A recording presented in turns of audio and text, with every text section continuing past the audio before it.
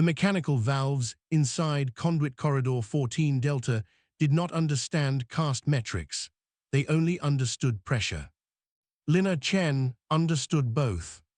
She crouched beneath the low-slung air manifold on the third sublevel of the Axios Zenith assembly, her knuckles bone-white against the blackened handle of her hydrostatic wrench.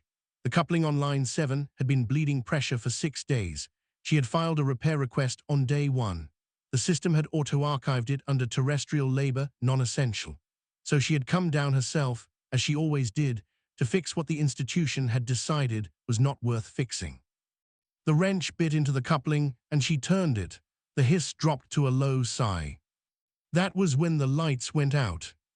Not all of them, just the ones in her section of the corridor, the work lights bolted to the lower conduit rack, the ones that were supposed to stay on during maintenance shifts, regardless of power cycling schedules. She looked up. The main overheads were still burning at the far end of the passage. Her section was dark, and the emergency strobes, the ones that would have clicked on automatically if the blackout were accidental, were silent. Someone had cut the local circuit, selectively. Lina set the wrench across her knees and waited. Stay close. What comes next is the part the official transcripts left out. 3 hours before the corridor went dark, Cadet Lina Chen had been the least important person at the Axios Zenith assembly, and she had been entirely comfortable with that. The assembly was a glass-domed compound the size of a small city, suspended over a dead gravity well at the intersection of 6 major transit lanes. 47 species sent their best students here. The Sarians occupied the uppermost platforms, their slate-gray armored bodies moving through the wide senior corridors like slow-moving geological formations. The Valorans, four-eyed, long-fingered, and chronically over-caffeinated on their mineral broth, ran the administrative secretariat and logged everything with the obsessive precision of beings who believed that writing something down was equivalent to controlling it. Everyone else arranged themselves in between, in strict order of planetary classification. Earth sat at the bottom of that classification, under a designation that read, in the Assembly's official registry, as follows: Tier 9 Environmental Core, Hostile Biome Designation, Terrestrial Labor Block. The administrative brochures that were supposed to explain the tier system to new arrivals had spent more credits on their typeface than on corridor lighting. Lina had noticed this on her first day. She had said nothing about it, because saying things was not the part that mattered. She had been assigned to a bunk in sublevel 3, near the maintenance shafts.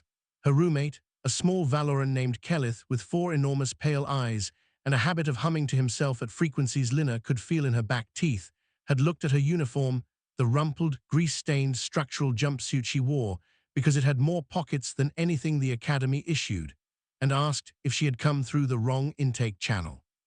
Probably, Lina said, and started unpacking. Kelith had watched her for a moment with all 4 eyes. Then he had gone back to his frequency charts, which was the correct response. She had been here 11 standard weeks. In that time, she had attended every mandatory academic session, scored in the top 4% on structural mechanics and applied pressure dynamics, logged 2 formal harassment grievances with the administrative system, and fixed 14 pieces of low-level maintenance infrastructure that the Assembly's contracted crew had flagged as non-urgent. The grievances had been archived. The infrastructure had been fixed.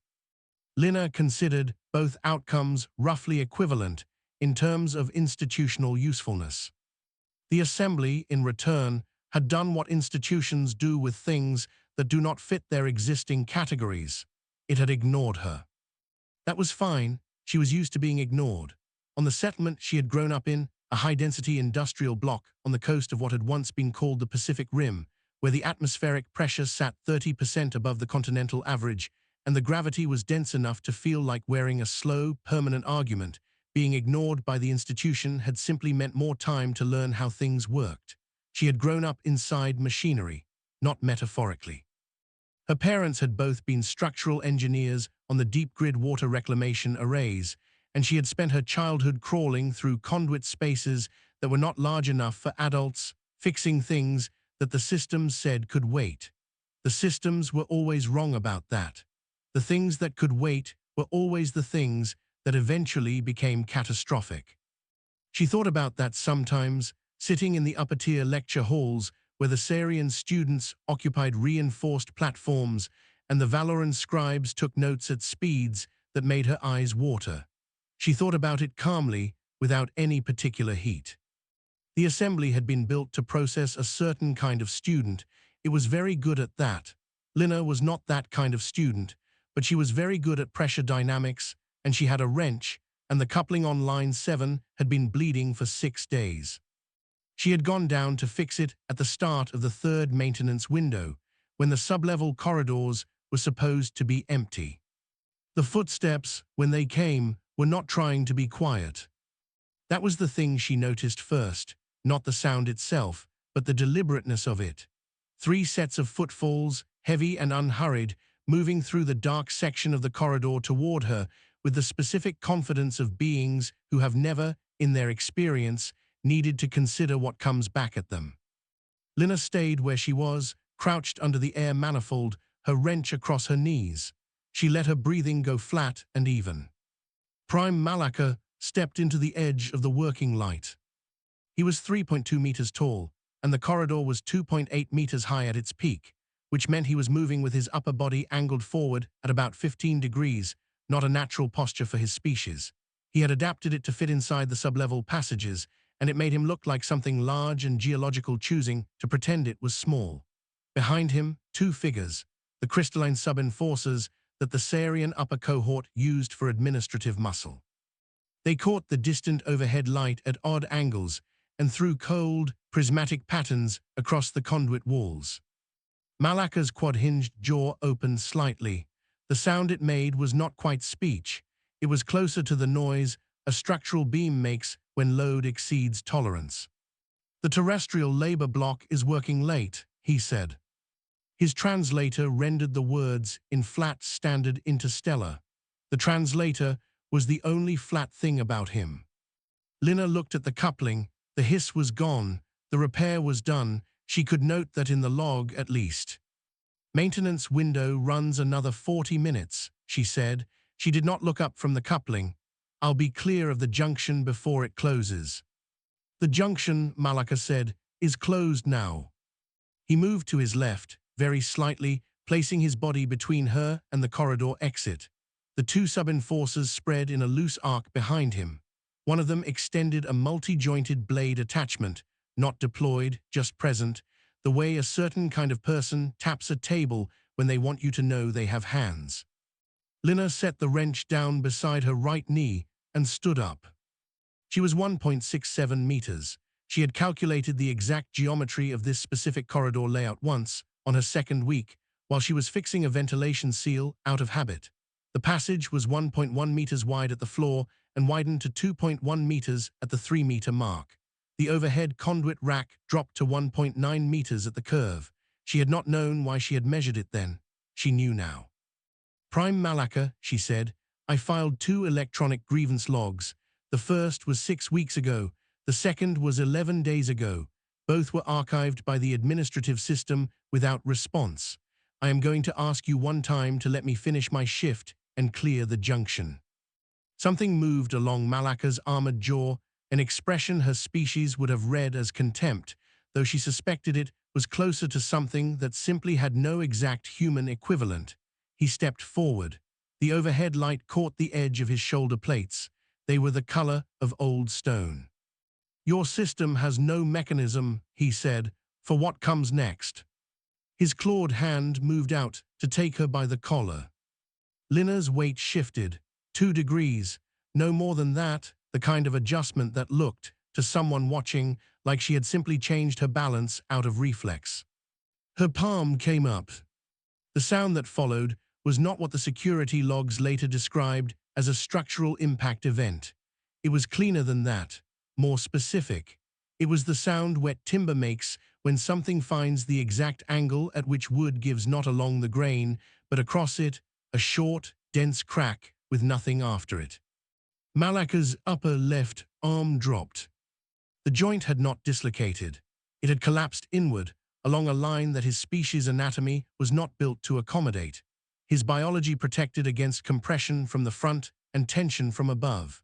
It did not protect against a strike angled 15 degrees off the lateral plane, delivered upward into the elbow's interior hinge at the precise moment his own momentum was still moving forward.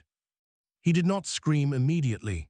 There was a half-second delay, the body's processing lag when it receives information it cannot categorize.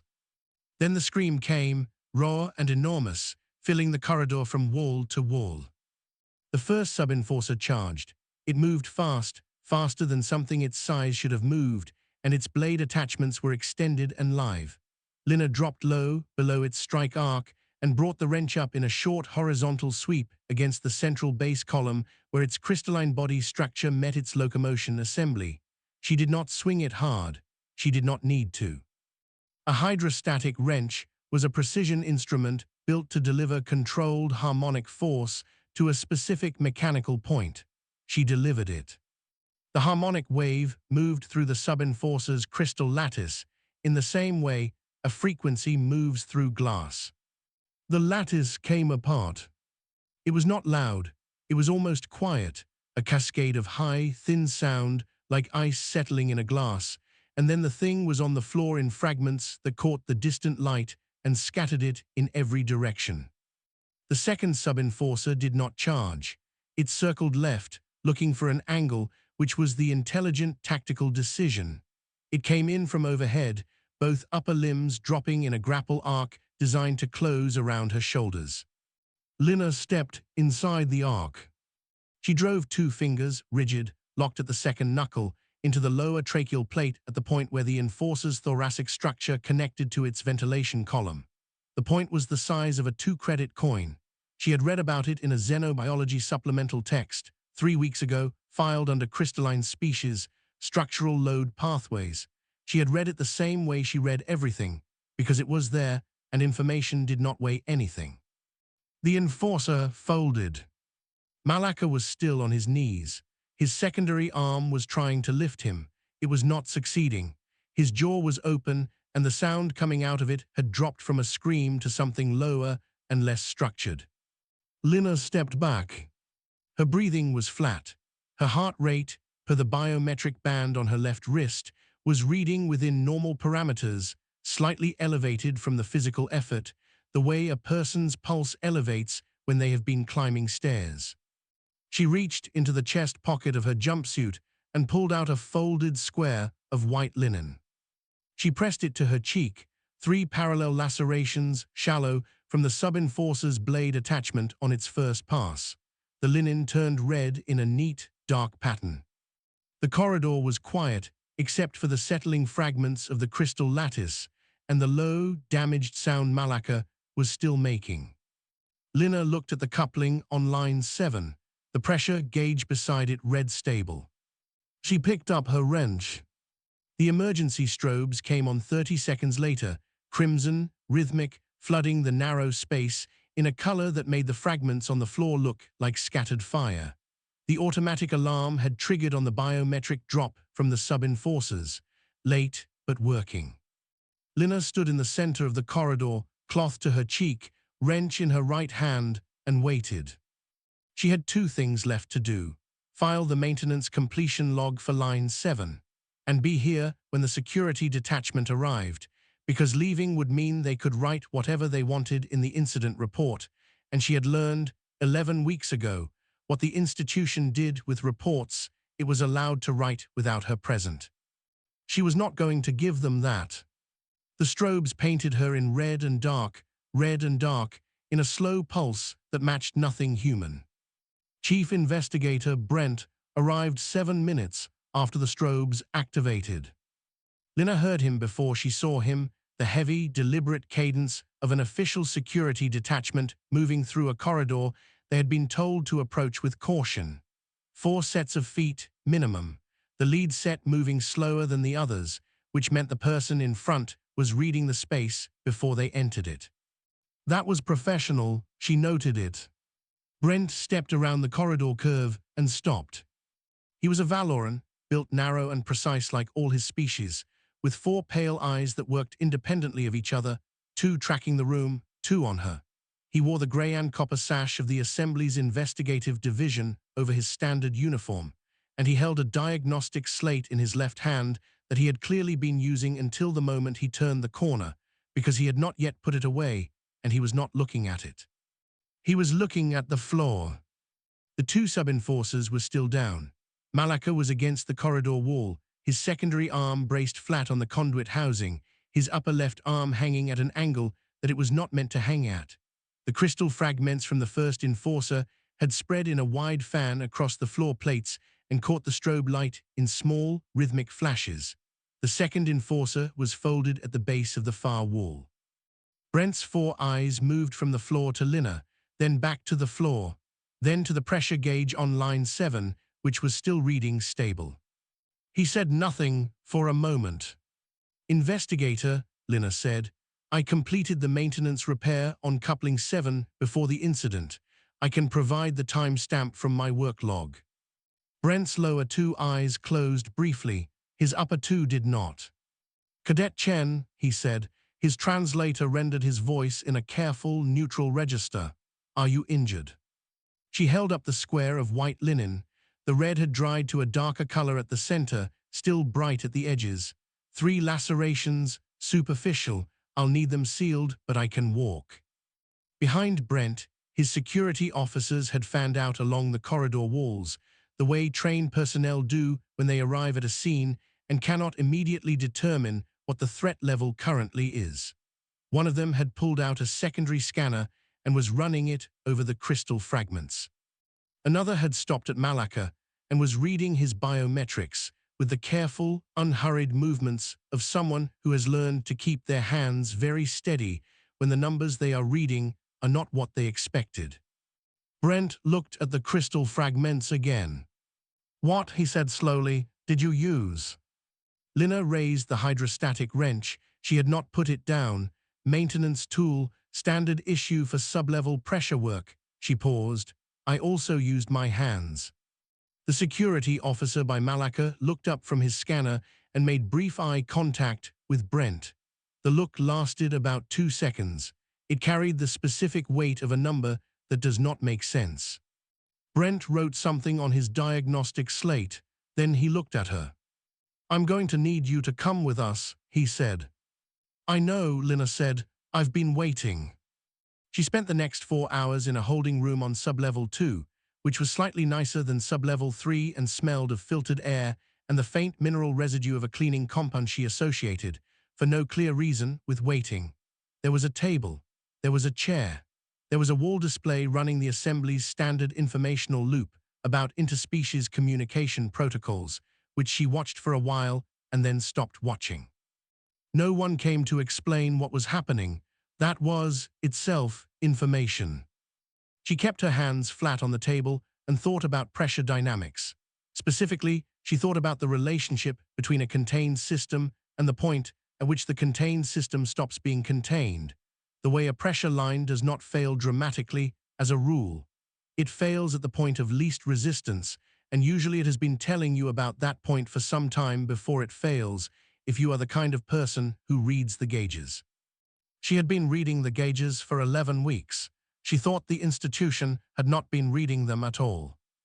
There was something almost mechanical about that, almost comforting, in the way that predictable systems are comforting even when the prediction is bad. She straightened the wrench on the table in front of her, parallel to the table's edge, and waited. In the High Administrative Secretariat on Level 7, High Secretariat Velks was watching the corridor footage for the 5th time. She was a senior Valoran, old enough that her bioluminescent facial markings had faded from their original deep violet to a pale, almost greenish gray, except when she was under stress, at which point they shifted to yellow, and right now they were a color that had no name in the standard Valoran spectrum, because Valorans did not typically experience the kind of stress that produced it. The footage was 41 seconds long. The segment that showed the actual incident was 2.3 seconds. She kept watching the 41 seconds because she needed the context. She told herself she needed to understand the full sequence. She did not want to admit that what she was actually doing was looking for the part where the reading made sense. It did not make sense. A Tier 9 terrestrial, a high-gravity settlement underclassman in a maintenance uniform with a wrench in her hands. 3 high-caste Sarian-affiliated personnel, one of them a prime with 14 consecutive arena accolades and a physical profile that the Assembly's own intake metrics rated in the 98th percentile for force application. The incident window, 2.3 seconds. The outcome, on the floor. On the floor. Velks reached for her mineral broth. Her hand stopped before it reached the cup. She watched the footage again. At second 1.1, the cadet's weight shifted. It was barely visible, a fraction of a degree, the kind of adjustment a recording system would typically filter out as postural noise. Velks had the enhancement suite bring it up to full resolution. 2 degrees. That was all, 2 degrees, and then the geometry of the situation was different, and the prime's forward momentum, 340 kilograms of armored Sarian aristocracy in full kinetic extension, was no longer a weapon. It was a liability. Velks set the footage to pause at that exact frame. She had spent 32 years in the administrative secretariat. She had processed intake assessments for tens of thousands of cadets. She had read every tier classification, every environmental impact study, every planetary survivability index the Assembly had ever produced. She had read the Tier 9 file on the terrestrial home system.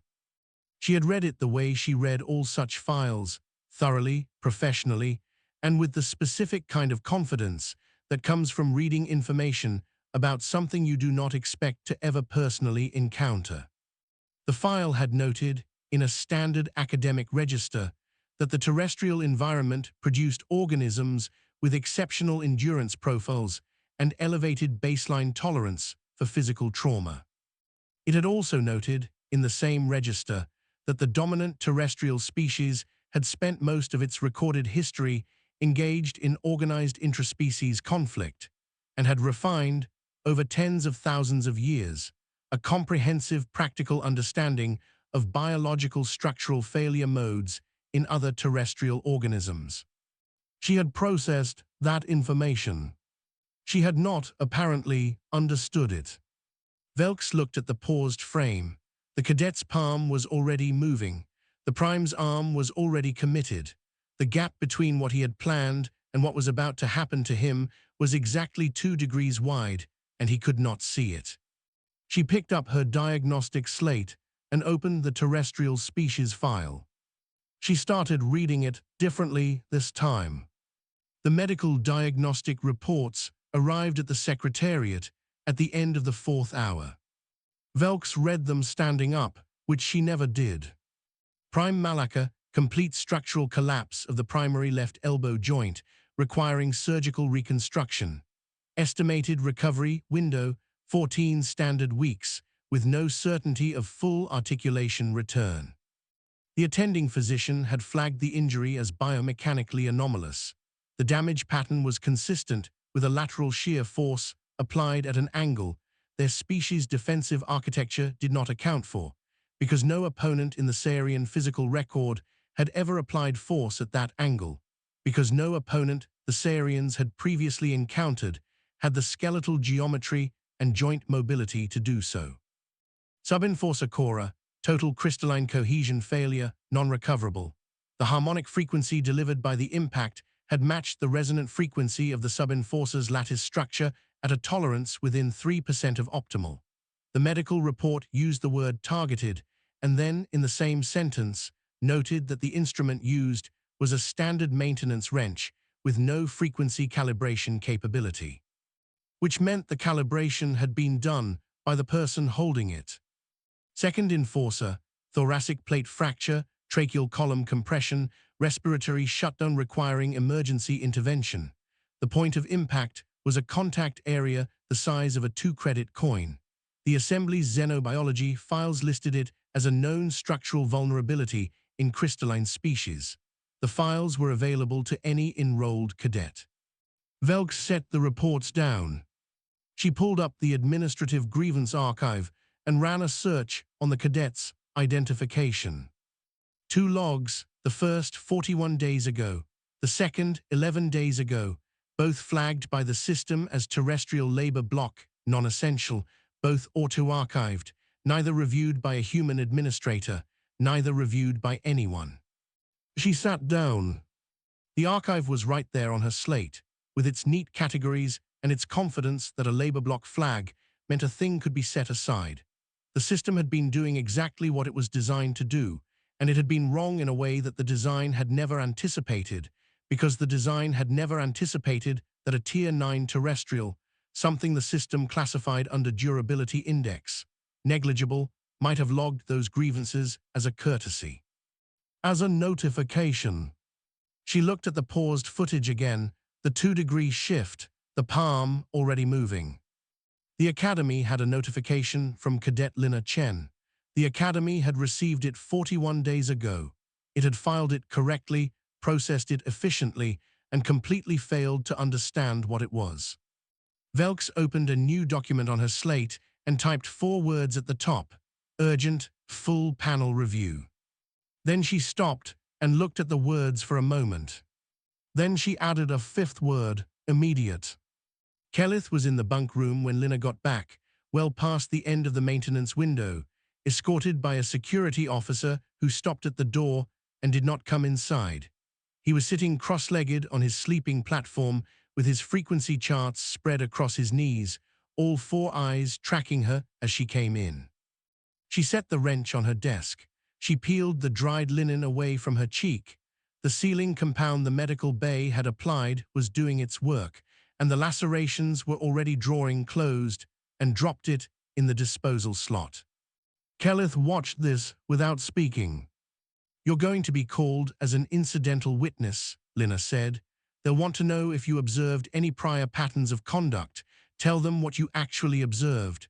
Don't add anything." Kellith's lower 2 eyes blinked. "What did you actually observe?" he asked very carefully.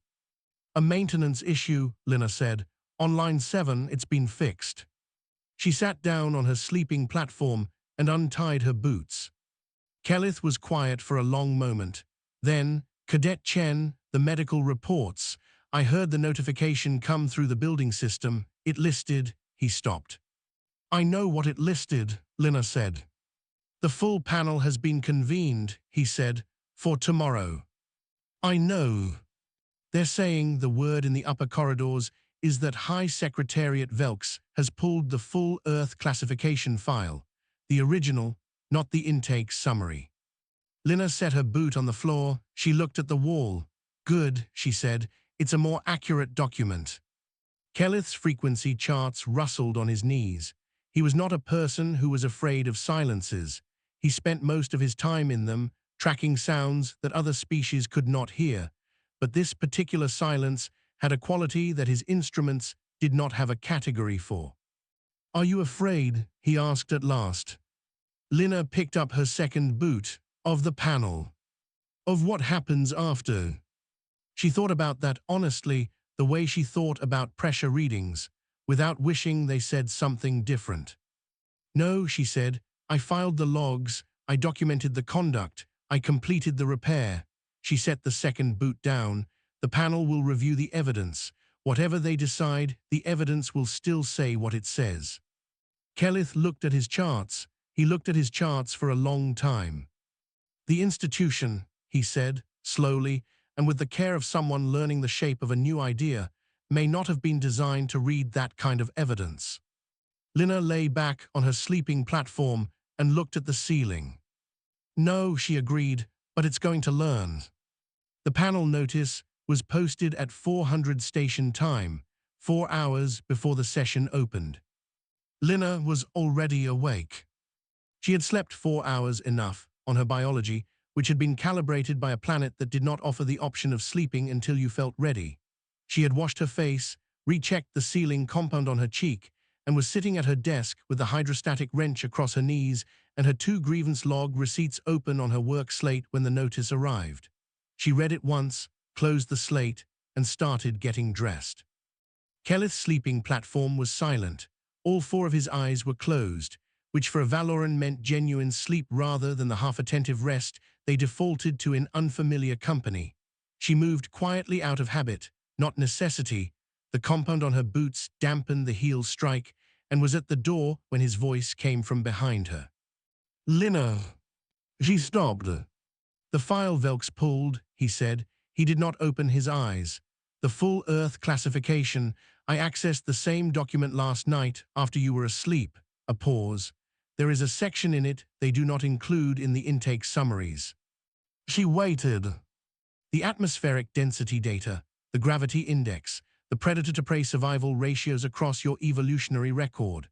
His lower eyes opened, just those two, pale and very still in the dark room.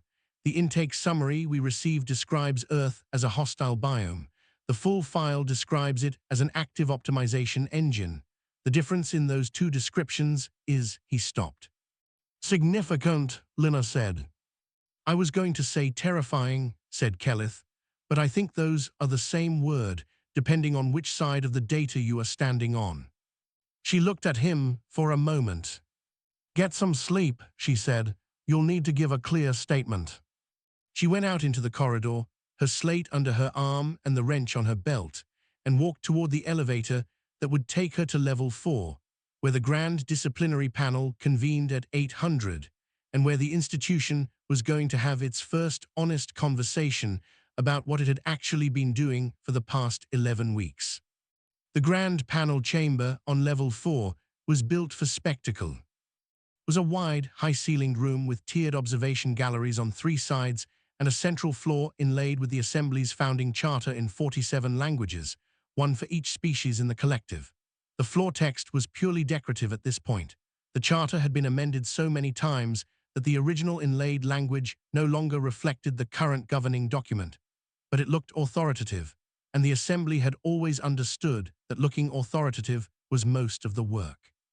The panel itself consisted of 7 members, seated at a curved high bench of dark composite material, 3 Valorans in administrative grey, 2 Sarian senior-tier representatives in their formal plate configurations, a single delegate from the Meridian Compact who functioned as a neutral recorder, and High Secretariat Velks at the center, her bioluminescent markings still cycling through that nameless yellow-grey that had no place in the standard Valoran stress spectrum. The observation galleries were full. Word had moved through the Assembly the way institutional shock always moved, officially suppressed and socially unstoppable. Every corridor conversation Lina had passed on her way up had gone briefly quiet and then resumed at a lower register. Students who had never looked at her directly were now looking at her constantly, with the specific quality of attention that a Tier 9 terrestrial had learned to identify accurately, not admiration, not yet, not hostility, not exactly. Something more like the recalibration an instrument performs when its previous reading turns out to have been based on a faulty assumption. She walked to the center of the floor and stood on a phrase in Valoran script that, if she had been able to read it, would have translated as "in good faith and without concealment." She could not read it, but she thought the sentiment was accurate. Velks opened the session without preamble. "Cadet Chen, you are here without legal proxy representation." "Yes," Lina said. "You were advised of your right to request proxy representation and declined." "I don't need representation," Lina said. "I have documentation." Velks looked at her for a moment. Then she looked at the panel members on her left and right, and something passed between them that was not speech, just the collective awareness of people who have spent 30-plus years in administrative roles, recognizing a situation that their administrative frameworks were not going to resolve cleanly. "Please present your documentation," Velks said. Lina set her work slate on the floor in front of her and activated the panel display. The logs came up, time-stamped, unaltered, with the system's own auto-archive notation visible in the margin. She had not deleted it. She had specifically preserved it. "Log 1, she said, filed 41 days ago. Incident date, location, witnesses present, description of conduct. System response, auto-archive, terrestrial labor block, non-essential. Log 2, filed 11 days ago. Second incident, same parties, escalated conduct, 3 witnesses including Scholar Kellith of the Valoran Administrative Track.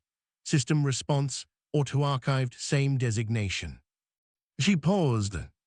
I am not here to argue about whether the conduct occurred. The corridor footage confirms it. I am here because the institution's response to my documentation was to classify it as non-essential, and I would like the panel to consider what that classification actually communicated. The Sarian panel member on the far left, a senior-tier representative named Arath, whose armor plates with a deep charcoal of high age shifted slightly. The plates made a sound like stones settling. "Cadet Chen," he said. His translator carried a register she could not quite categorize. "You are aware that Prime Malaka's family holds a founding endowment position within the Assembly's structural funding framework." "I'm aware," Lina said. "And you proceeded regardless." "I filed 2 logs," she said.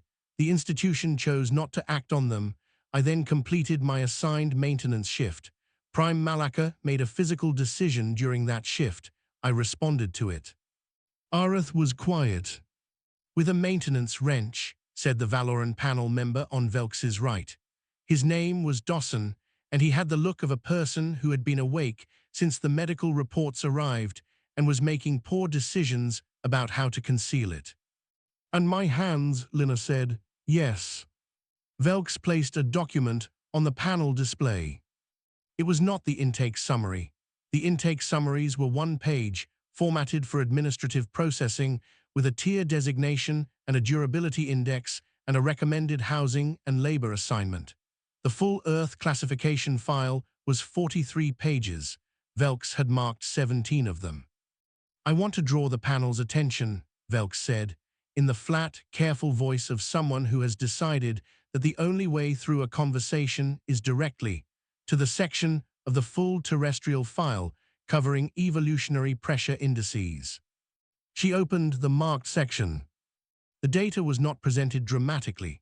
It was a standard scientific register, the same format the Assembly used for all planetary assessments: atmospheric composition, gravity load, biome density, interspecies competition metrics, historical survivability curves. What was different was the numbers inside the format. The atmospheric pressure was 3 times the galactic average. The gravity index sat in a range that most biological lines required mechanical assistance to function in. The interspecies competition metric, the index that measured the degree to which a planet's dominant species had historically been required to compete against other apex-level organisms for basic survival, was listed at the top of its scale in a notation that read index ceiling exceeded, recategorized as systemic optimization. And then the survivability curves, 40,000 years of documented intraspecies conflict with the survival refinement data attached. The Assembly's own xenobiologists had noted, in a dry academic register, that the terrestrial species had developed, through sustained practice against opponents of comparable biological complexity, a functional understanding of structural failure points across a wider range of biological architectures than any other species in the collective. The document used the phrase empirically derived. Velx let the panel read in silence for 30 seconds. Then she said, "The intake summary we use for terrestrial cadets designates them as Tier 9, hostile biome, durability index negligible. I processed this designation myself for Cadet Chen's intake 11 weeks ago." She closed the document. The full file does not use the word negligible. It does not use the word fragile. It does not, in 43 pages of assessment data, suggest at any point that a terrestrial organism in a physical confrontation represents a low-priority threat.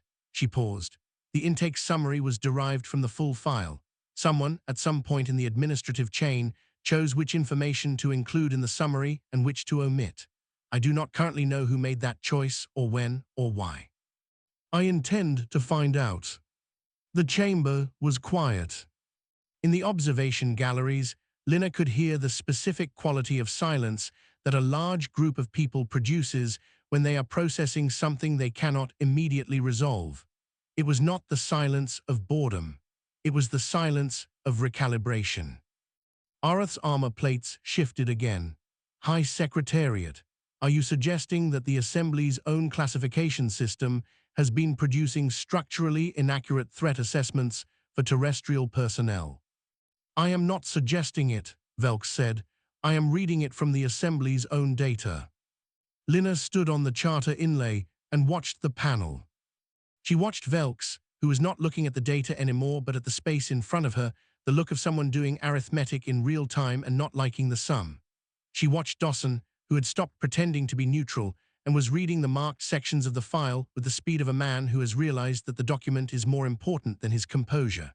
She watched Arath, who had gone very still in the way that large, armored beings go still when they are deciding something. She thought about the coupling on line 7, the way a pressure line signals its failure point, consistently and without drama, for days or weeks before the failure happens. The way the signal is only invisible if you have decided in advance that the source is non-essential. The panel was reading the signals now. It had taken a maintenance corridor, 3 high-caste students, and 2.3 seconds, but it was reading them.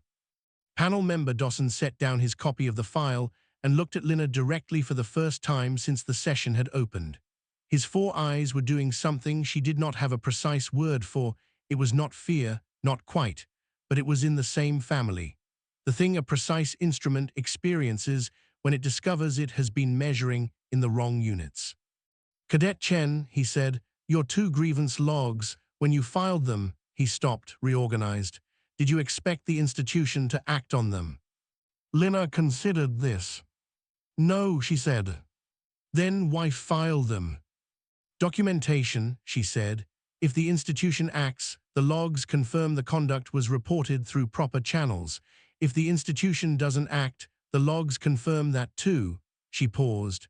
Either outcome is useful, depending on what happens next. Dawson looked at the file again. Velks looked at Lina. The silence stretched for 4 full seconds, which in a chamber this size and this full was a very long silence. Then, from the Meridian Compact recorder at the end of the bench, a small, grey being who had said nothing for the entire session and whose function was officially to document proceedings without comment, came a sound that was not commentary and not laughter and not alarm, but was adjacent to all 3. The recorder caught itself, made a notation, and went quiet.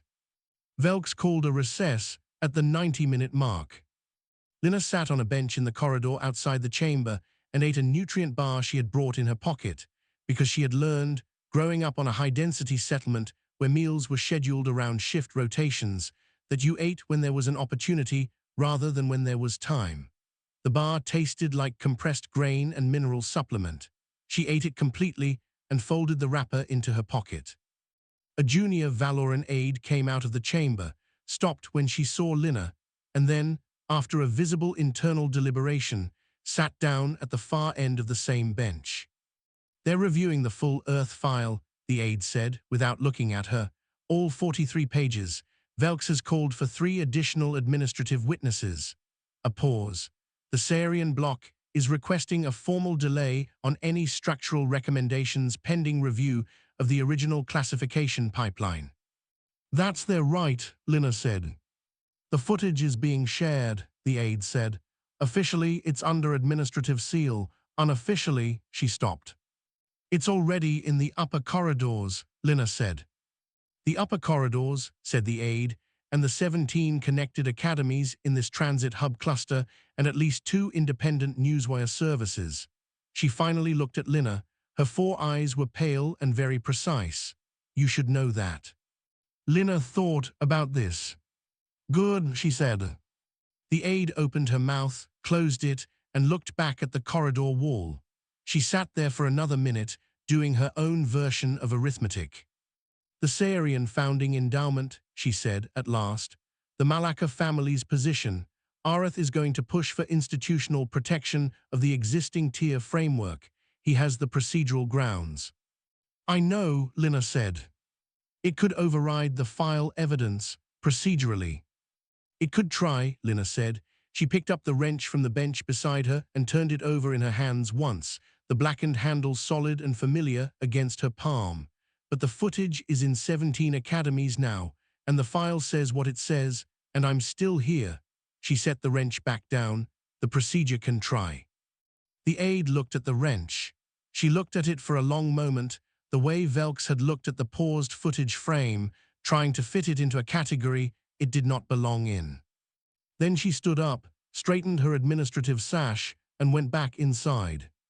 Lina finished the nutrient bar wrapper, made sure it was flat in her pocket, and waited for the recess to end. The recess lasted 20 minutes. When the chamber doors opened, Lina walked back in and stood on the charter inlay. The observation galleries had not thinned. If anything, they were denser. Arath spoke first. The Sarian block formally requests that any structural recommendations be deferred pending a full review of the classification pipeline. The existing tier framework has governed academic placement for 200 standard years. A single incident does not constitute sufficient grounds for systemic revision. Velks looked at him. The incident is not the grounds, she said. The file is the grounds. The incident is the illustration. Arath's plates shifted. The file has been available for the same 200 years. Yes, Velks said, it has. The chamber was quiet. That single word carried more weight than the 30 minutes of data presentation before it, because it answered Arath's procedural defense and the ethical question underneath it at the same time, without stating either. Dawson set his copy of the file flat on the bench. The panel will hear from the medical division before ruling. The supplemental report was 3 paragraphs. Lina read it upside down. The conclusion stated that the injuries were consistent with targeted application of force to species-specific structural vulnerabilities, and that the current durability index for Tier 9 terrestrial personnel appeared to have been derived from biome classification metrics rather than direct biological assessment.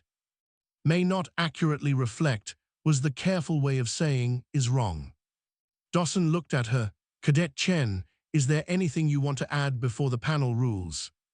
Your civilization built a fortress out of institutional policies, she said. My lineage survived an ecosystem that treats paper like fuel. She paused. I submitted 2 electronic logs. The system archived them. I chose a physical archive instead. The Meridian recorder's stylus moved. Velks called for the ruling at the 2-hour mark. She looked at a point above Lina's head, the place people look when they need to say something without getting tangled in the room's reactions. The panel finds as follows. 1. The grievance logs filed by Cadet Chen were correctly submitted and incorrectly handled. The auto-archive designation for terrestrial labor block filings is suspended, effective immediately. 2. The incident in Conduit Corridor 14 Delta is classified as a defensive response to an unprovoked physical confrontation. No disciplinary action against Cadet Chen. 3. She stopped, picked up her stylus, set it down. 3. Effective with the close of this session, all terrestrial personnel at the Axios Zenith Assembly are to be issued high-visibility biological caution markers, orange designation, and the relevant biological assessment data distributed to all faculty and administrative staff. The markers are not punitive, they are informational. Arath's plates ground together. High Secretariat. The footage is in 17 academies, Velks said. The file is 43 pages. The medical report is in the formal record. She looked at him. The procedure you are requesting is for the institution to choose what it knows over what it has documented. I am not able to do that. Arath said nothing. The sound that moved through the observation galleries was not an eruption. This was not that kind of room. It was the sound of a very large number of people recalibrating at once, a collective exhale, like a pressure line releasing along a seam it has been holding against for a long time. The orange markers were small, bright tags that attached to the upper left of a standard uniform. The clerk on level 3 handed Lina hers with both hands and did not make eye contact. She attached it to her jumpsuit and walked back through the main corridor. The geometry shifted around her, not dramatically. The casual way a large Sarian body drifted into the center of a corridor without checking, the default assumption of weight and space that every high-caste student had been making since intake day was performing a small structural adjustment. She could see it in the way people moved. She thought about springs. Kelleth was waiting outside her bunk room. He looked at the orange marker, then at the sealed lacerations on her cheek. The upper corridors are quiet, he said. I know. Not the quiet of nothing happening. He searched for the frequency, the quiet of everything recalibrating at the same time. Yes, Lina said. He looked at his charts. I read the full file, all 43 pages. I have been taking atmospheric and gravitational data for 11 weeks, and I did not think about what those numbers meant for the organisms that grew up inside them. He paused. I think about it now. She opened the door. Good, she said. That's the right place to start. She sat on her sleeping platform with the hydrostatic wrench across her knees. The ambient light was low and amber. The wrench lay across her legs, its blackened handle dull against the jumpsuit, its blood-smeared notched head catching the light in small, flat gleams. She had not cleaned it. She had not decided to leave it that way. She simply had not cleaned it. She thought about the 2.3 seconds the way she thought about a pressure reading as information. The corridor had a problem. The problem had a structural solution. The solution had been applied. What came after was the institution's work. The next morning, the first terrestrial student through the main corridor of Level 2 was not Lina. It was a second-year cadet named Yusra, quiet, small, always reading, who had spent 8 months at the assembly being nearly invisible. She walked through the corridor at 6:30 with her data tablet open and her braid neat against the back of her neck. 3 Saharian upper-tier students were coming the other way, moving at the standard pace, the default assumption of space. Then they saw the orange marker on her chest. They moved. Made room. Yusra did not look up from her tablet. In the bunk room below, the hydrostatic wrench lay across Lina's knees, its notched head gleaming in the amber light. The orange marker on her chest caught it and held it. The spring had coiled. It had not released.